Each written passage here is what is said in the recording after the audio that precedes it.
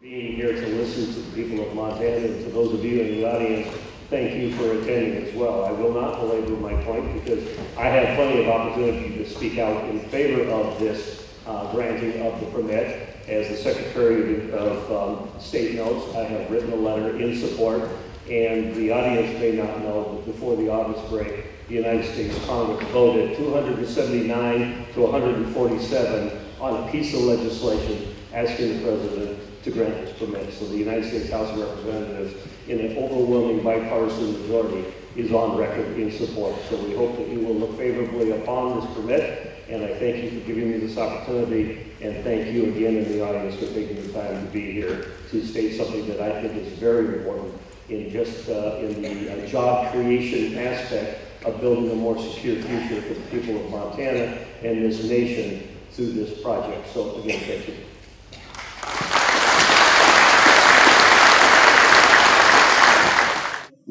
Thank you, Mr. Steele, for being here, and welcome all members of the State Department. For the record, my name is John Brendan. I represent Senate District number 18, which comprises 6 counties in northeastern Montana. 2 of those counties have a proposed XL pipeline running through them, and that is Phillips and Valley counties.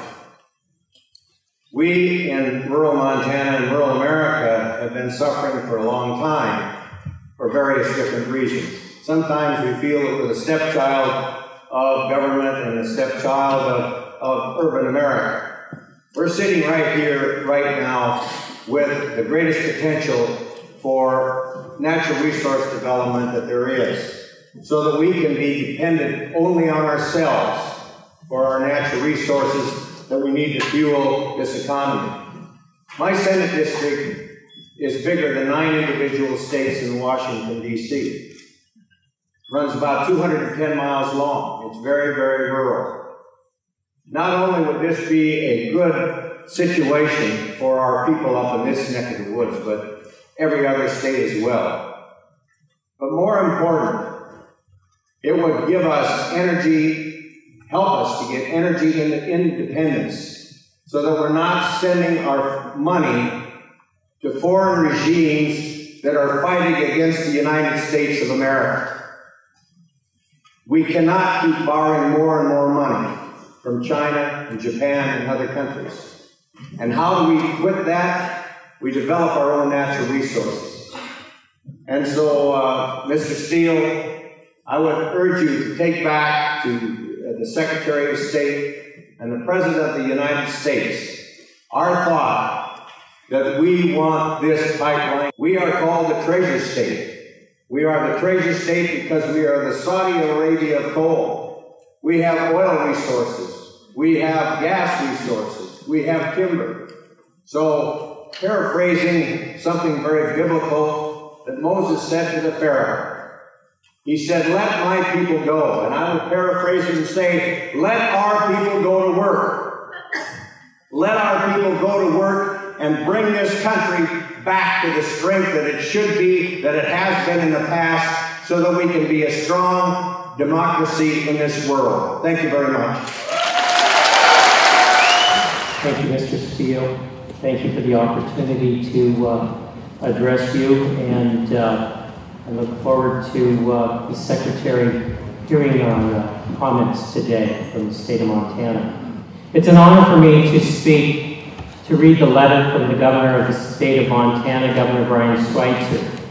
As the Governor speaks, he said, "Thank you for providing this opportunity for Montanans to comment on whether the Keystone XL Pipeline is in the national interest.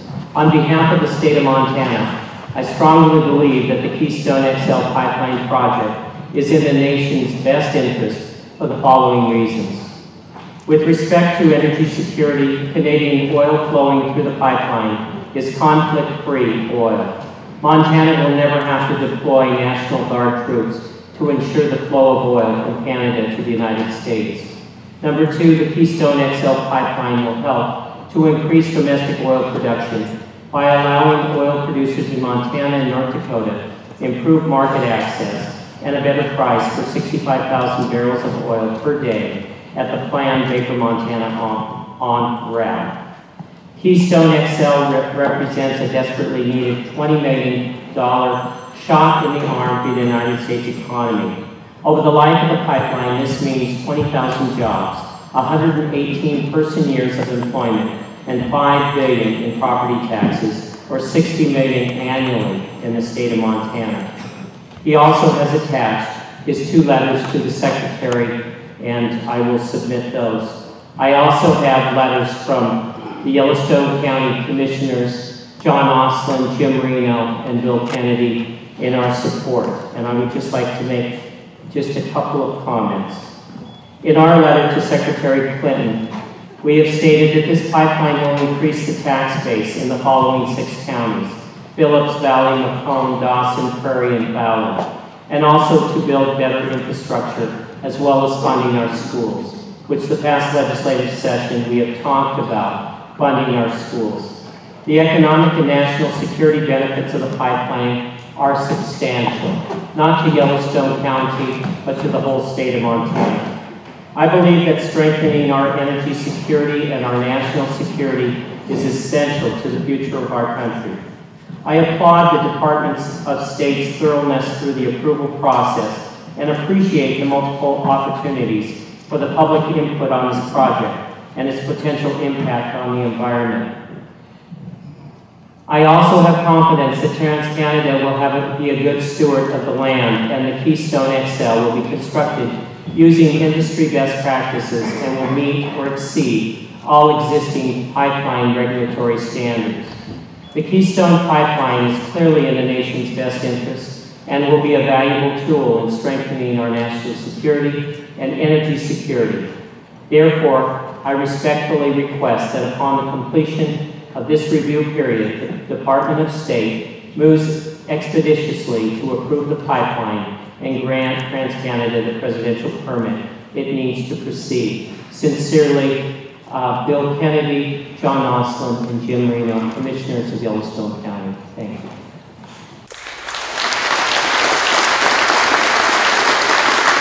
Rosendale, and I am the Montana State Representative from House District 38, which includes Webo County and right here where we are today in Dawson County.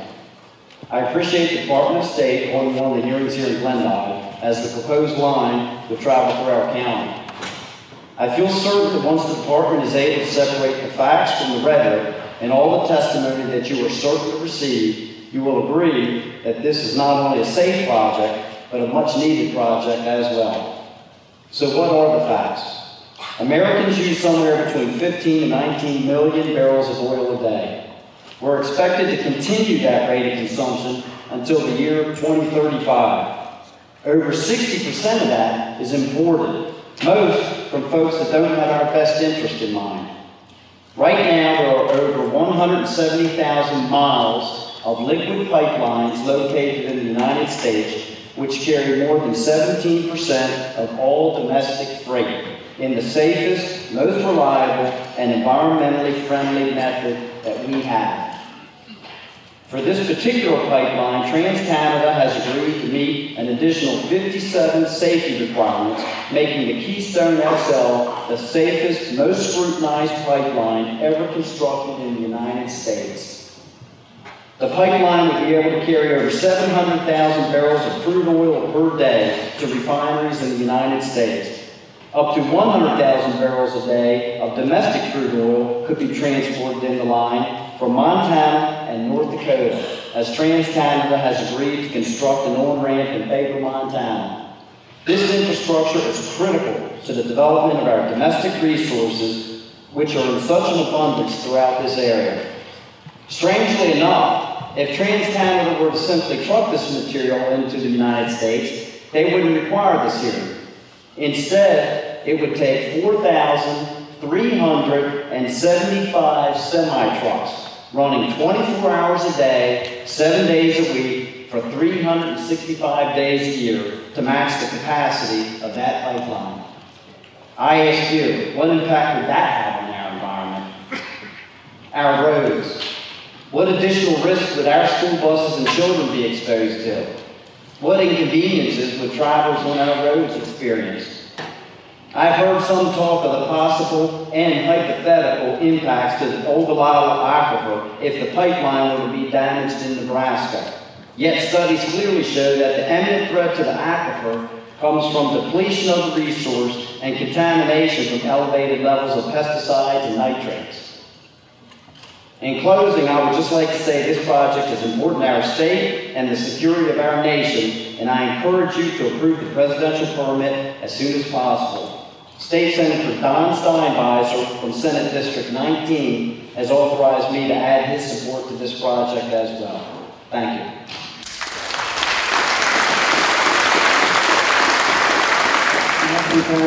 I'm Director of Business Advocacy for the Billings Chamber of Commerce, CBD.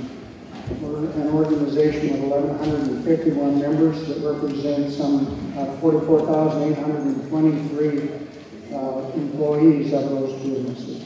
We've got a big interest in this, even though we're 200 miles away. At 102,000 population, we will see a lot of secondary effect on us. This is, to put it simply, a jobs opportunity for us that we can't let pass us by. It is something that people will come to Billings for technical support, for training, for materials and supplies. We find that with the oil patch, the headquarters or regional quarters for a lot of these organizations is in Billings. So we're very, very closely connected to this. It's exceptionally important as far as we're concerned. One thing I do want to mention that's been on everybody's mind, and I'm sure you're going to hear about it today, is the pipeline rupture at Laurel, just upstream from Billings, the Exxon Mobil pipeline company. 1,000 barrels of oil went into the river. We can't begin to say just what wonderful partners ExxonMobil is in this process. I've talked to farmers, ranchers, business people all up and down the river who have met with the people handling the claims, and they've all expressed their great pleasure in how they were handled. It's an unfortunate situation that a 20-year-old pipeline, for reasons that we have no idea why at this point in time, ruptured.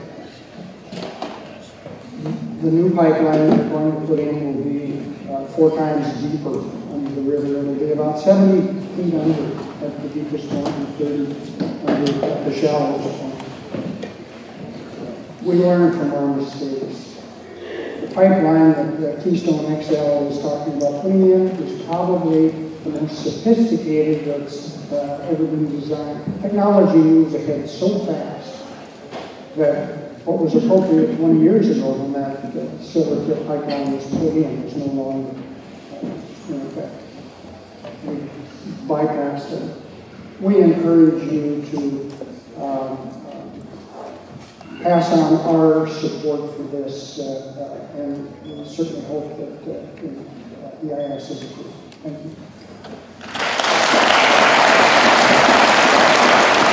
Good afternoon. My name is Jeremy Vanetta. I'm representing Big Sky Economic Development. We're the economic organization for Yellowstone County here in Montana.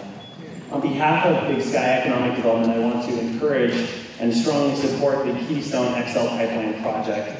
While the pipeline will not run through Yellowstone County, we understand that it has a greater impact beyond our county and fully support the economic benefit for the rest of the state of Montana.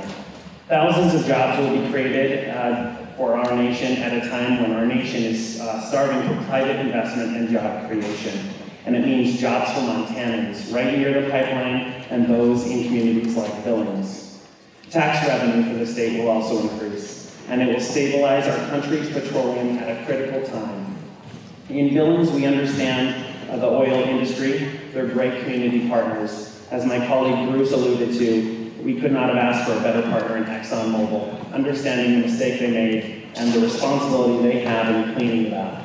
They're great community partners, and with 3 refineries right around Billings, we understand the impact they can have on our community. Approving the Keystone XL Pipeline is the right thing to do right now, and we strongly encourage it. Thank you.